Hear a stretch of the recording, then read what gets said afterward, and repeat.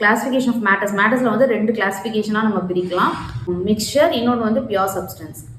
மிக்சர்ல எப்படி இருக்கும்னா எல்லா சப்ஸ்டன்ஸும் கலந்து இருக்கும், பியூரா இருக்காது. பியூர்ல வந்து நம்ம பீரியாடிக் டேபிள்ல இருக்க எல்லா எலமெண்ட்ஸுமே வந்து பியூர் சப்ஸ்டன்ஸ். அது ஒரு ஆட்டம்னா அந்த ஆட்டம் தான். இப்போ வாட்டர்னா H2O, அந்த 2 ஹைட்ரஜன் ப்ளஸ் 1 ஆக்சிஜன் சேர்ந்தா மட்டும்தான் அது வாட்டர். அதுதான் பியூர் சப்ஸ்டன்ஸ்.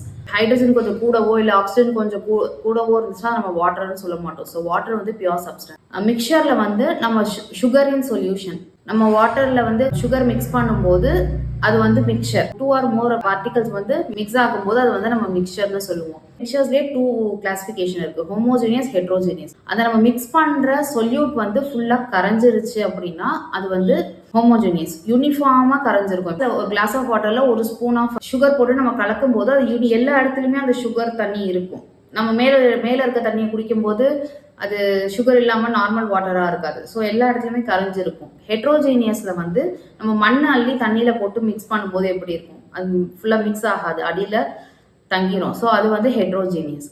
பியோர் சப்ஸ்டன்ஸ்ல வந்து 2 டைப் இருக்கு, எலமெண்ட்ஸ், காம்பவுண்ட்ஸ். எலமெண்ட்ஸ்னா சிங்கிள் ஆட்டம், ஹைட்ரஜன் ஒரு ஆட்டம், அது வந்து சிங்கிளா இருக்கும்போது அது வந்து எலமெண்ட். இதுவே காம்பவுண்ட்னா H2O, 2 or more atoms combined to form called compounds. இது பியூர்ல வந்து எலமெண்ட்ஸ், காம்பவுண்ட்ஸ்.